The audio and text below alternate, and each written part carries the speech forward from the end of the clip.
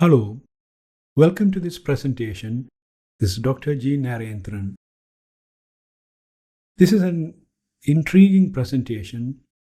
It looks at chronic subdural hematoma and where exactly does it develop in. The answer might be very obvious to you, but I will advise you to go through this short presentation and assess your concept of where chronic subdural develops in. The traditional concept of subdural space is a potentially fluid-filled cavity between the dura and the arachnoid. We think of subdural space as a space between the dura mater and arachnoid layer.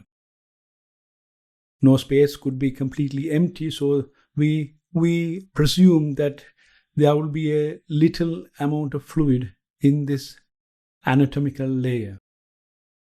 We usually consider that the chronic subdural hematoma is formed in this subdural space, that is between the dura and the arachnoid layers.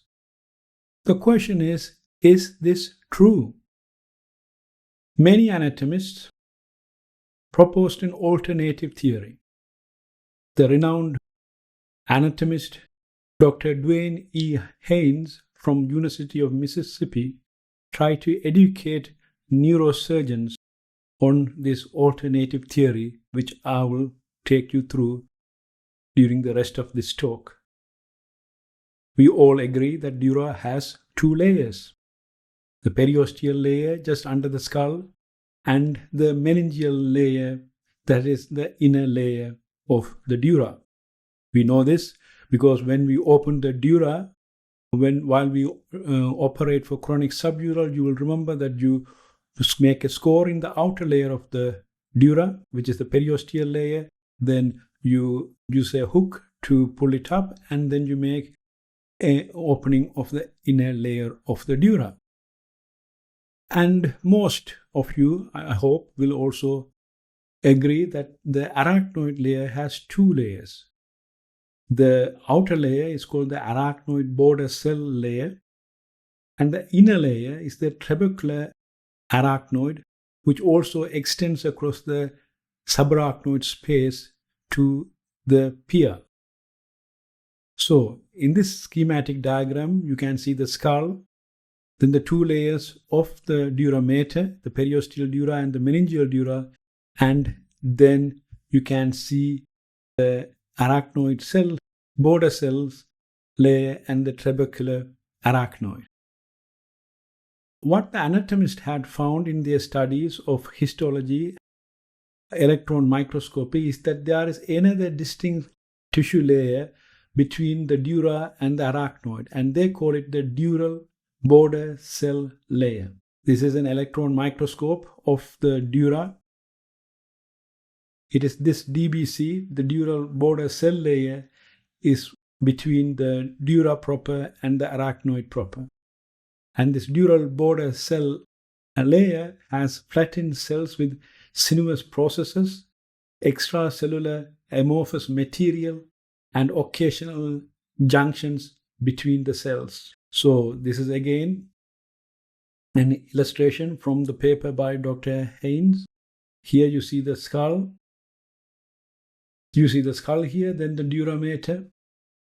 And you see the two layers of the dura mater, the periosteal dura, the meningeal dura. The next layer is this dural border cell layer. And below that is your arachnoid border cells. And then you have got the arachnoid trabecular layer. So these are all in continuity. In normal anatomy, there's no anatomical space called a subdural space. The dura, the dural border cell, and the arachnoid layer, they are all in continuity. So how come we at operation see the subdural space when we open the dura? It is thought that when we open the dura, we usually pull the dura up, and the arachnoid layer is kept down by the trabeculae, and this basically cleaves a plane between the dura and the arachnoid. That's why we at operation see space, and this is an artifact of the surgical manipulation. It's also thought that trauma also cleaves and creates the space. But this cleavage for chronic subdural to form happens in the dural border cell layer.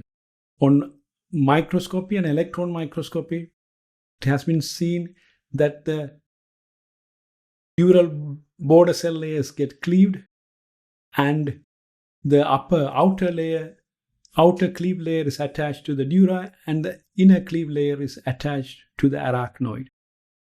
And the chronic subdural forms in this artifactual space created by splitting of the dural border cells rather than between the dura and the arachnoid. If you carefully look at chronic subdurals, it's more evident on coronal section. You will see lenticular shape rather than what you would expect for a chronic subdural, because it's between the two membranes of the dural border cell layer rather than a subdural blood as you would see in acute subdural. Surgical tips when you are evacuating chronic subdural, either through burr hole or through a mini craniotomy. This is what I do. I first of all open the two layers of the dura, then I will usually see a outer chronic subdural membrane formed by the outer dural border cell layer, and I open it. Usually the chronic subdural fluid comes out. There might be some membranes or granulation tissue in that space, and then I usually look for the inner chronic subdural membrane that's formed by the inner dural border cell layer that was cleaved and created, and I open that one. Then the next layer that you will see is a discolored arachnoid that is actually slack because the brain has been pushed down, so there's a redundancy of the arachnoid. There's always a temptation to think that this might be a chronic subdural membrane, but this is actually a thickened and discolored arachnoid. If you open it, you will see the brain. I usually avoid opening this arachnoid layer because I don't really want the blood content to go into the brain. And so in case that it irritates and causes seizure, and if you have an infection, then it will easily go into the subarachnoid space if you open the arachnoid. The reference for this presentation is the review article, very scholarly review article by Dr. Dwayne E. Haynes that was published in Anatomical Record in 1991. So in conclusion, dura and arachnoid layers and the dural border cell layer in between them all exist in continuity. In normal individuals, there's no anatomical subdural space. Surgery and trauma can cleave the dural border cell layer, creating an artifact subdural space. Chronic subdural hematoma and subdural effusions are formed within this cleaved dural border cell layer. This is the theory that was furthered by Dr. D. Haynes and his colleagues. Am I 100% sure this is the absolute mechanism? Well, I can't be. Science is always progressing. But I hope this presentation has given you some insight into the pathogenesis and mainly the location of the subdural hematoma, which will help you with your surgery and understanding architecture of chronic subdural hematoma. Thank you very much for your kind attention, and should you have any questions or queries, please do not hesitate to contact me. Wishing you a great day. Bye for now.